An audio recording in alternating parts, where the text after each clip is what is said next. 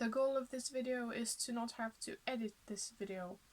That being said, this is the Racing to Read book tag created by the Reading Rush creators, which I will link down below. I can't think of their names now, whatever. So I don't want to edit this video, so I'm just gonna race through it. And it's the Racing to Read tag, so I'm thinking that will be fitting. Anyway, the warm-up question is a book that stretches your mind, and for that one, I couldn't really think of a good one, because as soon as somebody asks a specific question like, what's your favorite food, or what's your favorite book, or what's your favorite song, you just forget any food or book or song that's ever existed. You forget what food is. So I'm just gonna pick the book that I read the least time ago that made me think overall, and that was The Stranger by Albert Camus, which I read for the Reading Rush this year.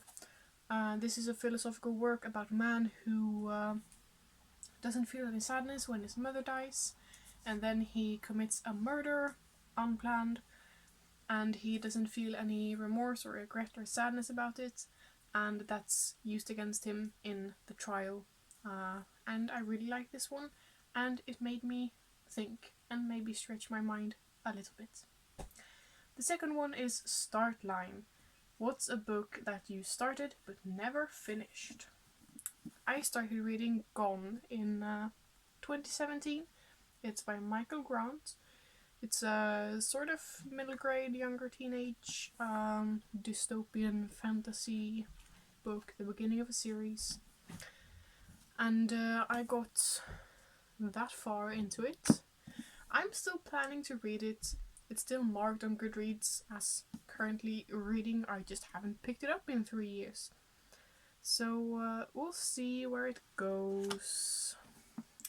Yeah. Number 3 is Sprint, a book you read really quickly, and for that one I've chosen Ruby Red, goddammit, by Kirsten Gear. And this is a young adult sort of fantasy. Yes, it's definitely fantasy. Just wondering what kind of specific fantasy it is. Maybe urban fantasy or fantasy realism, something like that. It's about time travel. It's about silly little romances, and it's a lot of fun, really a lot of fun. One of my favorite trilogies of all time. This is the first book. I read this one in a single day. Really love it. Yeah. Next one is Marathon. What's your favorite long book? This one I read quite recently, or I read it late last year. And it is The Priory of the Orange Tree by Samantha Shannon. I really like this book. I read it in December. It's over 800 pages long. Like half the width of my face is this book. I really like the characters. There's amazing character development and world building in this novel, and there's also some queer rep, which is great. And I can highly recommend it. I love it. And the cover, oh my god. Next one is Hurdles. What's a book that had ups and downs? And I'm going for a book that I didn't quite like a lot. It's Red Queen by Victoria Aveyard. I also read this last year. And it's a dystopian YA novel, quite hyped, quite well known in the community. But I was not quite charmed by it. It had a lot of beginner's faults, I suppose. It does have potential, so I will probably be continuing with the series sooner or later. But, well, the writing style was quite plain. There were some plot holes. The characters were also quite plain. So yeah, some ups and some downs for this one. Finish Line, a book you were proud to finish. I don't have it here, but Thus Spoke Zarathustra by Friedrich Nietzsche. I read last year for philosophy class 2. I didn't like it. It took me several months. It's Nietzsche. Need I say more? I think not. Okay.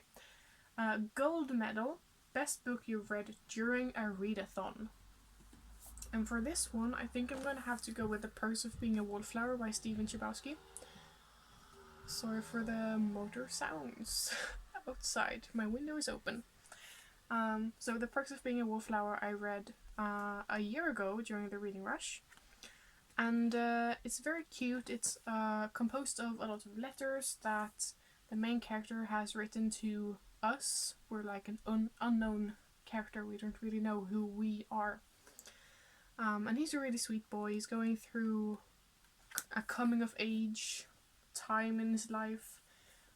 It's quite moving at times, and I really liked it. It's about going to high school, yeah. And the cover is nice as well. It's a quite well-known book. The movie is okay, so yeah, I can recommend this one. Okay, final one. Participation Ribbon, an underrated book you wish got more attention.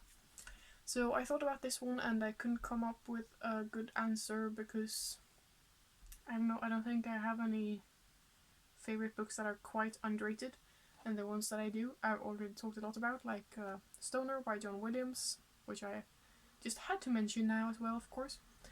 But I wanted to mention another one, and that is The Master and Margarita by Mikhail Bulgakov. This is a Russian modern classic from the 30s or 40s, but it wasn't released until after the author's death. This is Russian satire and fantasy. So we follow a bunch of characters, and it takes place in Moscow, I think. Moscow, yeah. I'm gonna say it takes place in Moscow. And the devil decides to visit town, and lots of things happen. There's some fantasy, there's some looking back at history and Pontius Pilate, and it's a lot of fun. It's very whimsical, but at the same time quite serious. I enjoyed doing research while reading and after reading the novel to find out more about Bulgakov's life and the reasons behind partly writing this book and including some things in the book. I felt like I understood the book a lot better after researching him, and that was really fun.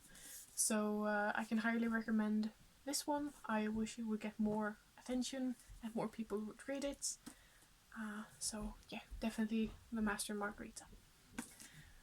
So, okay, that was the whole tag. Those were all the questions, and I reached the finish line, and hopefully I won't have to edit any of this video. See how that goes after I've rewatched this recording. Anyway, thanks a lot for watching, and yeah, that's all I have to say. Like I said, I will be linking to the original tag video down in the description below, as well as the tag creators, and I'll also leave a list of the questions that I just answered. So have a great day, thank you for watching, and I'll see you in another video. Bye!